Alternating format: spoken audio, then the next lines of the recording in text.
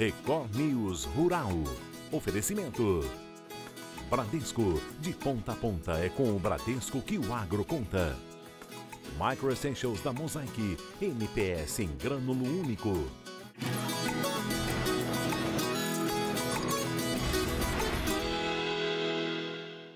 Oi, bom dia para você. O Record News Rural está no ar.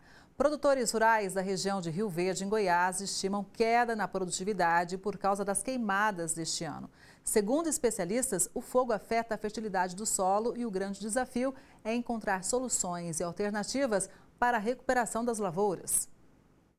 O Cairo é produtor de soja e milho em Rio Verde. Ele planta em uma área de 720 hectares, mas essa produtividade deve diminuir para o próximo plantio. Isso porque a fazenda dele sofreu bastante com uma grande queimada. Cerca de 500 hectares foram atingidos pelo fogo. Foi um incêndio, pelo que eu tive informação, pela uma descarga elétrica, né? E iniciou esse incêndio na palhada e veio queimando as propriedades. Porque na propriedade nós não temos o hábito de botar fogo e nem de queimar nada. Já trabalhamos numa área já de agricultura, né, que a palhada nos custa muito dinheiro e gera produtividade. Por conta do incêndio, o Cairo já estima um prejuízo grande, que pode ser ainda maior se as chuvas atrasarem ou não forem suficientes. Perdemos a microbiologia do solo, foi embora, teve perda também de alguns nutrientes e com certeza nós vamos ter perda de produtividade. Essa produtividade ela pode ser um número maior ou menor de acordo com o próximo ano agora. Se nós tivermos um problema climático com falta de chuva, ela vai acentuar mais e vai ser são números mais elevados. Rio Verde é a cidade que mais registrou incêndios rurais no ano de 2024. De acordo com dados do Instituto Nacional de Pesquisa Espacial, em um único final de semana, a cidade registrou 117 focos de incêndios na zona rural. O prejuízo é incalculável, não só para o produtor, né? É um prejuízo para toda a sociedade, o meio ambiente. Lá na lavoura, no mínimo, 10 sacos de soja a menos durante aí 5 ou 6 anos, numa palhada que houve incêndio que queimou. Com a chegada de outubro e previsão de chuvas, os produtores começam a se organizar para um novo ciclo de plantio. Mas há muita preocupação quanto à fertilidade dos solos que foram atingidos por queimadas. O Edilon é agrônomo especialista em fertilização do solo e explica que a produtividade nas áreas atingidas pelos incêndios deve diminuir consideravelmente. Aquela temperatura do fogo, ela é rápida, ela perde algum micro-organismo ali, mas é pouco. Quando se pega o sol, com esse calor que está, e você medir uma área que foi queimada e que varreu praticamente ali com o vento logo na sequência, chega a dar 70 graus. Então se dá 70 graus, você imagina essa parte microbiota do solo, parte dela vai se perdendo. Essas quedas nas produções devem impactar a economia do país. O agronegócio é responsável por 27% do PIB do Brasil. Em Rio Verde, o impacto do agro na economia é ainda maior. A cidade é a 8ª maior produtora de grãos do país. Tem áreas de produtores, que a gente está estudando isso junto, que o ano seguinte ela teve perca aí praticamente de 15 a 20 sacas por hectare, na questão da soja. Mas quando a gente vai olhar o histórico, é um histórico que já tem questão de veranicos, falta de chuva. Mas eu tenho outros dados também de produtores que colheram mais 20 sacas ou 25 sacas no ano seguinte. Aí nós vamos olhar, é uma área que tem uma boa matéria orgânica que já está no sistema do solo e foi um ano com um bom volume de chuva. Então isso é muito relativo, tem que ser caso a caso ser estudado. Existe também uma grande preocupação dos produtores rurais em relação a possíveis punições ambientais. Começando desde uma simples advertência, passando por multa, pode ter a área embargada e pode chegar até a prisão. O advogado especialista em direito no campo explica quais são as medidas que o produtor precisa tomar para evitar as punições. Existe realmente os casos fortuitos, os casos de forças maiores, que é uma queimada que surge fora da responsabilidade, fora da culpa do produtor. O que a gente sugere é uma prevenção, ou seja, faça um relatório de todo o maquinário que você tem para combater o incêndio, coopere com as autoridades, procure garantir o acesso à propriedade rural para combater o incêndio. Tudo isso será considerado num eventual processo administrativo. Preocupados com a situação, vários produtores rurais da cidade se reuniram para debater alternativas para a recuperação dos solos danificados pelas queimadas. O que a gente quer fazer para o próximo ano é pegar esses dados que a gente teve, áreas que queimou, que não queimou, área que passou nivelador, a gente tem análise do solo de antes, do depois, e quer fazer isso para o próximo ano, para ver o que isso perdeu, o que agregou no decorrer dos períodos. E isso vai somar força, eu creio que no próximo ano mais gente vai estar junto dessa base forte aí, que é encontrar quais são as alternativas que nós podemos fazer para minimizar a questão das queimadas. Os preços da uva seguem em alta, mas a rentabilidade sofreu com o impacto das chuvas.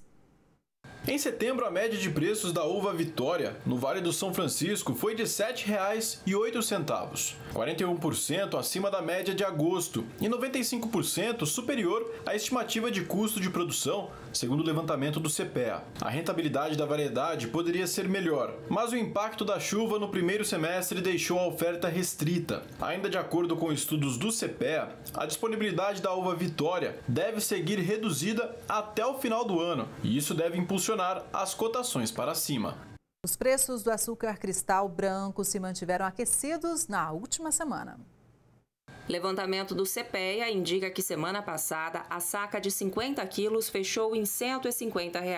Esse patamar não era observado desde o dia 19 de abril, quando o indicador fechou a R$ 150,29. A alta dos preços continua sendo atribuída à oferta limitada de usinas para a pronta entrega, mesmo que a demanda tenha permanecido estável. Muitos compradores vêm se garantindo com o açúcar recebido por meio dos contratos negociados em período anteriores. O balanço entre 7 e 11 de outubro, a média CPEA foi de R$ 147,67 a saca, avanço de 1,20% em relação à semana anterior. Amigos e amigas do agronegócio, chegou aquele momento tão aguardado, o ano safra do Bradesco. E as condições de crédito do Bradesco são pensadas de acordo com as diferentes necessidades dos produtores rurais. Fale com seu gerente Bradesco e conheça. Conte com a solidez do banco, que é o maior parceiro privado do agronegócio, e veja soluções de crédito ideais para planejar e ampliar a sua produção. De ponta a ponta é com o Bradesco que o agro conta. Bradesco, entre nós, você vem primeiro. O mundo deve ter um déficit de 400 mil toneladas de cacau em 2024. A indústria está de olho nesse cenário, enquanto segue a todo vapor na produção de chocolates. O Brasil já foi o maior produtor de cacau do mundo. Hoje, as 200 mil toneladas produzidas anualmente aqui não suprem a demanda interna. Por isso, o país depende da amêndoa importada para a fabricação, principalmente de chocolate. Mas um levantamento da Organização Internacional do Cacau, o ICCO, preocupa o setor. A entidade estima um déficit de mais de 400 mil toneladas de cacau no mundo nesta safra. Isso se dá por uma crise de oferta na África, especialmente Costa do Marfim e Gana. Ambos os países foram muito afetados pela crise climática, além do envelhecimento de suas plantas, que ficam mais suscetíveis à doença. Além disso, Gana tem passado por uma situação mais complexa, que é a da mineração ilegal, que tem tomado áreas de cacau. No Brasil, o clima e as doenças também impactam negativamente a produção, o que pode fazer com que a indústria moageira importe mais cacau para atender a demanda chocolateira interna e externa. Mas um plano que envolve toda a cadeia cacaueira quer dobrar a produção nacional para tornar o país autossuficiente e exportador novamente. E a gente tem um plano, que é o Plano Inova Cacau 2030, que tem como objetivo alcançar até 2030 400 mil toneladas. Com esse volume produzido, a gente não só atende 100% da capacidade instalada brasileira, da demanda por amêndoas de cacau no Brasil, como também a gente volta a poder exportar cacau em volumes consideráveis, contribuindo assim para reduzir o déficit global de cacau. Essa fábrica, localizada em Porto Ferreira, no interior paulista, produz chocolates para a confeitaria, recheios, coberturas e para outras indústrias como a de sorvetes. Aqui, a manteiga de cacau e o líquor chegam em caminhões e todo o processo é automatizado. 6 2 tanques de 30 toneladas cada um mantêm os chocolates a uma temperatura de cerca de 45 graus. Mas antes de chegar nesse ponto, começa pelo açúcar cristal que vai para o misturador. O processo de conchagem junta os outros ingredientes. Depois, essa mistura vem para esses moinhos de esfera, onde podem ficar por até 9 horas. Análises são feitas constantemente até que a mistura tenha os aspectos sensoriais desejados. Na sequência, o produto vai para as temperadeiras. Depois, está pronto para ir para as formas. E o processo deve ser bem balanceado. Para um produto ser considerado chocolate, deve ter um mínimo de sólidos de cacau na sua composição. O escuro se faz basicamente com o líquor extraído da amêndoa. O branco é composto da manteiga do cacau. Para ser considerado chocolate, precisa ter matéria-prima oriunda do cacau e nosso chocolate branco, com certeza, ele é um chocolate. Por enquanto, os primeiros 9 meses deste ano registraram uma queda de 23,3% no volume recebido de amêndoas nacionais pela indústria processadora de cacau.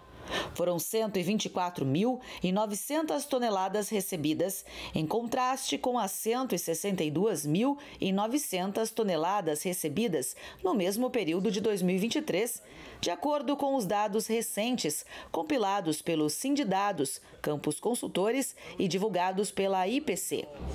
A moagem de cacau no país também teve recuo, 10,8% em comparação aos números do mesmo período de 2023. E mesmo com o preço da commodity subindo por causa da queda na oferta do produto no mundo, a procura é alta. De acordo com uma pesquisa da Abicab, a Associação Brasileira das Indústrias de Chocolates, Amendoins e Balas, o chocolate está nas compras mensais de mais de 80% dos lares brasileiros.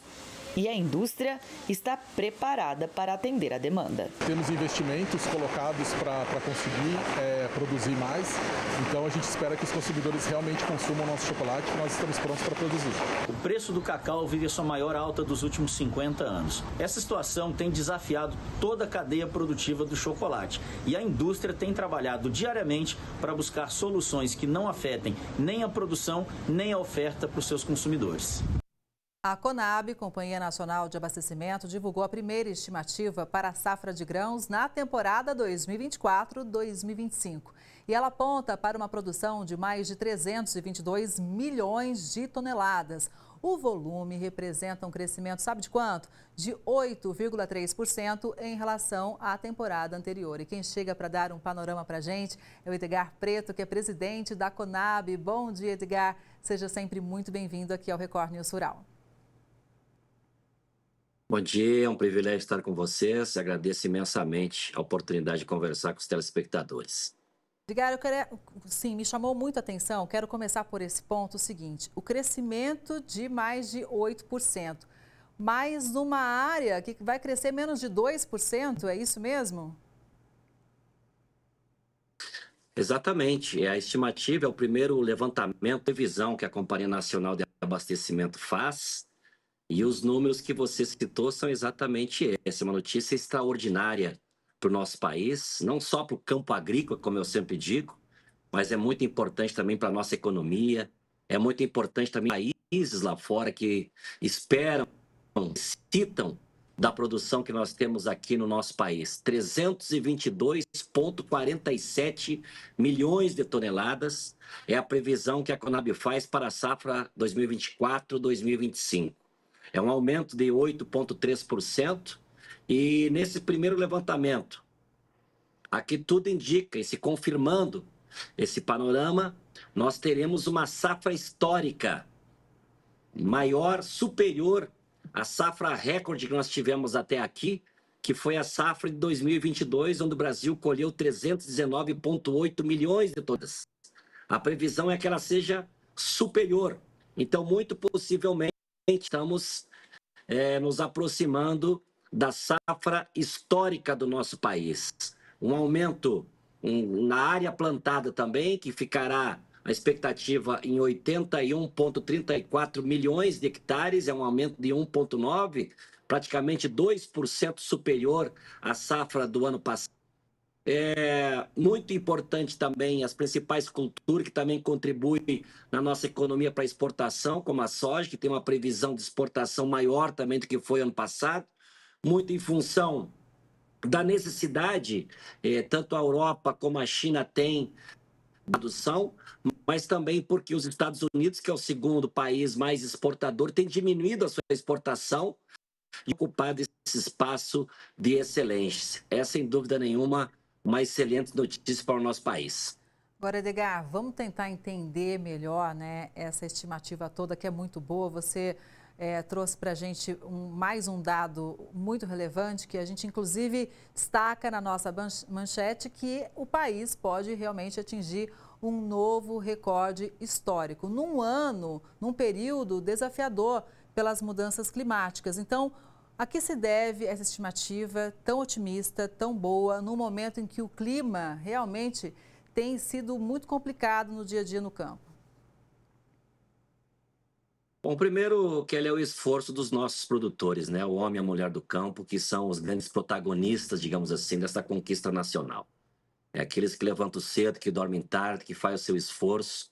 Temos uma estrutura agrícola excepcional no nosso país, temos um solo fértil, um povo trabalhador. Então, nós temos todas as condições para ir ampliando cada vez mais a nossa produção. Mas, obviamente, do clima que você citou, a soja, que é o nosso carro-chefe, digamos assim. Na safra passada, nós tivemos um problema de pouca chuva no plantio. A região do Centro-Oeste, que é a grande produtora de soja, em algumas regiões, alguns estados, tiveram que replantar 3 a 4 vezes, e mesmo assim o agricultor persistiu e plantou, mas diminuiu a produção. Tem a ver também, Kelly, o avanço da tecnologia no campo com muita força. Isso é muito positivo. Não somente no aumento da área, mas a gente sente que pelo tamanho da área, a gente vem colhendo mais, cada vez mais no mesmo tamanho de terra. Aqui nós temos quase 2% a mais de terra plantada para essa próxima safra. Mas tem também aí, modéstia à parte, a política pública, né? O Plano Safra recorde, mais de 500 bilhões de reais oferecido em crédito para os nossos, contará recursos para financiamento, dinheiro mais barato, com juros subsidiados para quem optar em produzir comida, que é muito importante também para o nosso consumo interno. Nós não só estamos aumentando a produção, de modo geral, de grãos, mas tem um recorte muito especial, que é na questão do alimento. Arroz, feijão, que é a alimentação base dos brasileiros, em 13 anos nós só diminuímos o tamanho da área plantada. E agora, finalmente, no arroz nós temos uma recuperação muito importante, um aumento de área que chega a quase 10% comparado com o ano passado. Na produção, 13,8% a mais do que o ano passado, especialmente o arroz, que nós temos uma margem muito apertada, Kelly, entre o que a gente produz e o que a gente consome. Estamos próximos de ser deficitário de arroz, e esse novo momento de aumento de área, aumento da produção, nos vai trazer de novo um alívio, digamos assim, para esse que é um prato típico dos brasileiros, que é o arroz. Nós vamos colher mais de 12 milhões de toneladas, que equivale às grandes safras históricas que o Brasil teve. Possivelmente nós vamos alcançar esse ano novamente. No arroz, então, um crescimento de área semeada de 9,9%. Eu acho importante a gente trazer aqui também sobre a qualidade do nosso arroz, não é? Sem dúvida nenhuma, a grande produção continua sendo o Rio Grande do Sul. Em torno de 70% da produção nacional sai do solo gaúcho, mas além do aumento da área plantada, o que é muito importante destacar, que é uma política que o governo vem incentivando muito, que é a diversificação. Outras regiões do Brasil que já foram muito importantes na produção de arroz, que tinha perdido espaço para outras culturas, para a soja, por exemplo, pela vantagem que se avizinha em produzir arroz, voltaram a produzir. No Centro-Oeste, por exemplo, a expectativa é de um aumento de mais de 33% da plantação de arroz, da área plantada, comparado com o ano passado. O Sudeste, mais de 16% em comparação com o ano passado. Aumentou em todas as regiões do Brasil, aumentou a área que será semeada com arroz, o que para o nosso Brasil é muito positivo e por isso a gente está na expectativa desses números tão favoráveis para o arroz. Bom, a gente falou do arroz, você citou um pouco do feijão, que também tem previsão de maior área semeada, um pouco menos, mas ainda assim uma previsão maior, né? Exatamente, Kelly. O feijão não tem uma grande alteração positiva como o arroz para a safra deste ano, porque justamente a área e a safra do ano passado já foi uma safra de recuperação. Então, nós tivemos um pouco de aumento, né?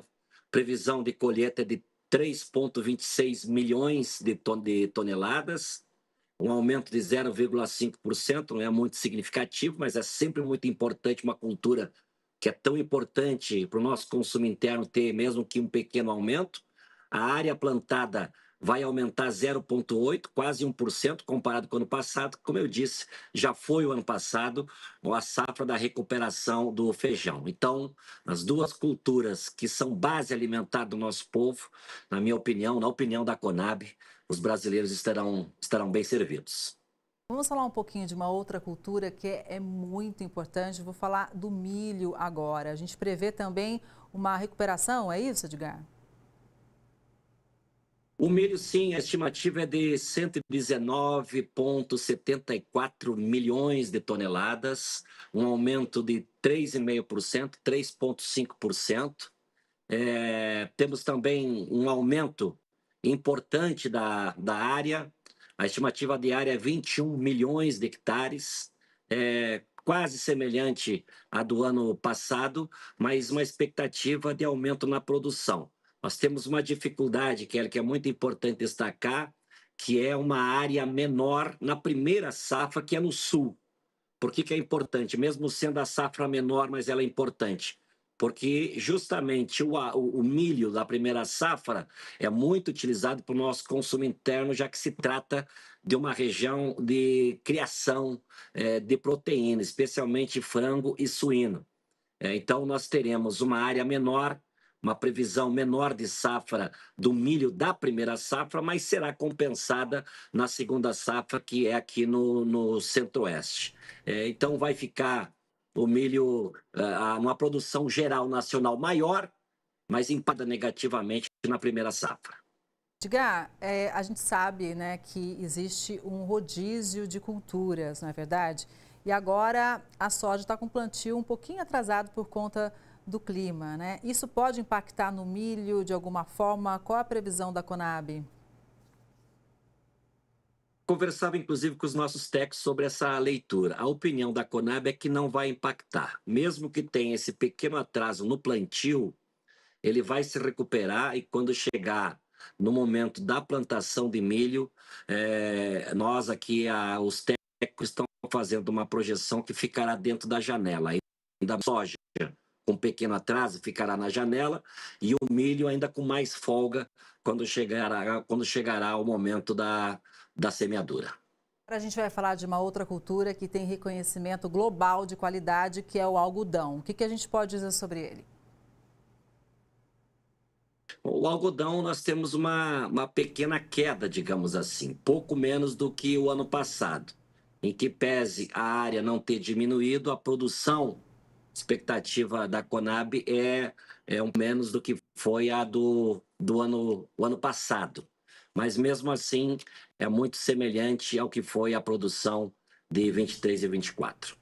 Edgar, quando estourou a guerra entre Rússia e Ucrânia, há mais de 2 anos que a gente vem nessa cobertura também, muito se dizia sobre o preço do pãozinho aqui no Brasil por causa do trigo, né? E a gente vê realmente como o Brasil se antenou sobre essa necessidade de depender menos de mercados internacionais em relação ao abastecimento interno de trigo. O que a gente pode dizer sobre essa cultura? A Conab está estimando em 8,26 milhões de toneladas, muito semelhante também ao que foi a safra do ano passado. É muito importante destacar também que a Conab fez uma intervenção muito importante o ano passado. Nós fizemos uma subvenção para o trigo. No momento, na região do Sul, que é a grande produtora de trigo, os agricultores estavam comercializando a R$ 64 a saca de trigo.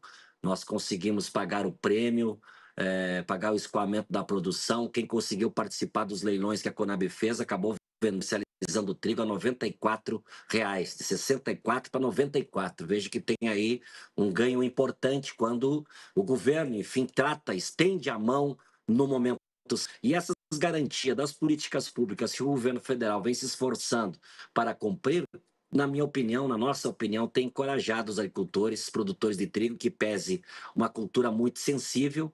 É uma produção do inverno, nós estamos ainda agora começando no Rio Grande do Sul, que é o maior produtor, está apenas com 1% colhido da safra passada, né, que é a safra de inverno. Santa Catarina, que é o segundo, a região sul, enfim, em torno de 40% foi colhido. Então, mais para o final do ano, no início do ano que vem, a Conab consegue fazer uma projeção melhor do que será a safra 24 e 25, trata praticamente da última cultura do ciclo agrícola do ano, que é uma cultura de inverno. Mas a projeção é que a safra que estamos colhendo será muito semelhante à do ano passado, e o que se projeta pelas informações dos informantes que nós temos do campo, as parcerias que temos feito com as universidades, com os institutos, mesmo com as Emater dos estados, é que vai se repetir muito semelhante à área da safra que está em curso. Olha, que a gente realmente atinja esse recorde histórico, porque nós sabemos da importância, né, do que o Brasil tem, tanto para a gente, né, com relação à produção de alimentos, quanto também para outros países, né? Exatamente, é uma notícia muito importante esse primeiro levantamento que a Conab produziu. Muito importante que os telespectadores saberem, a Conab é que fornece os números oficiais da produção da agropecuária brasileira.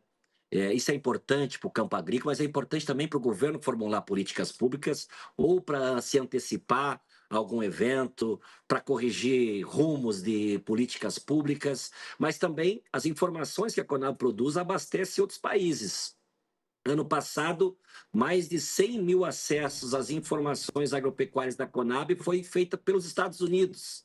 Outra quantia, quase 100 mil acessos, foi feito pela China. Então, os países importantes também que produzem muito fora do nosso país, eles observam com muita atenção os dados produzidos pela Conab. Agora nós vamos fazer uma parceria, fornecer os dados de produção para o banco fornecer dados do mercado para a gente poder apurar mais as informações e dar para o nosso país dados muito mais próximos ainda da realidade. Estamos trabalhando bastante aqui, Kelly, para a gente fortalecer esses homens e as mulheres do setor agrícola brasileiro, importante para a nossa economia. Edgar, muito obrigada pelas informações. Não são só os Estados Unidos e a China que estão de olho na Conab, não. A gente também está e por isso vocês têm sempre portas abertas aqui. Um bom dia para você, até a próxima. Muito bom dia, um abraço e muito obrigado pela oportunidade, viu? Sempre à disposição. Obrigada mais uma vez. E o Record News Rural de hoje vai ficando por aqui. Obrigada pela sua audiência. A gente se vê no próximo programa. Até lá.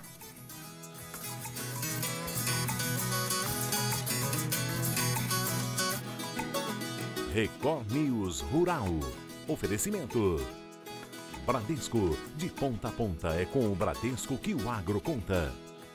Micro Essentials da Mosaic, NPS em grânulo único.